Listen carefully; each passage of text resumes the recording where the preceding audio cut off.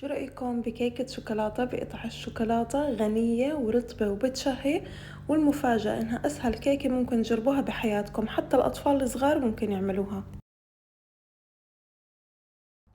بدي كوبين إلا ربع طحين، يعني رح أحط كوب كامل والتاني كوب إلا ربع، نص كوب من الكاكاو، نص معلقة صغيرة من البيكنج صودا، معلقتين من البيكنج باودر، وربع معلقة صغيرة ملح.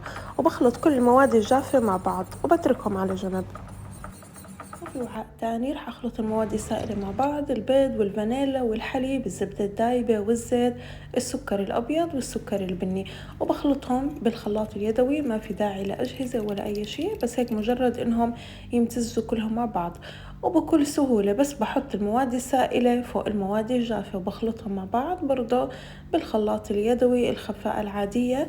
وبخلطهم لحتى الخليط يختفي عندي الطحين ويصير عندي كله هيك خليط سلس مع بعض. هلا رح احط كوب من قطع الشوكولاتة، انا خلط حطيت دارك وبالحليب نوعين، وهلا بحطهم بالقالب اللي بدي اخبز فيه، وزينت الوجه كمان بقطع الشوكولاتة، وخبزتهم بالفرن على درجة حرارة 180 الرف الوسط ل 45 دقيقة لحتى طلعت عندي. وشوفوا قديش هالكيكة غنية وبتشهي، عن جد طعمها كتير طيب. ضروري انكم تجربوها واكيد رح تحبوها، وصحتين.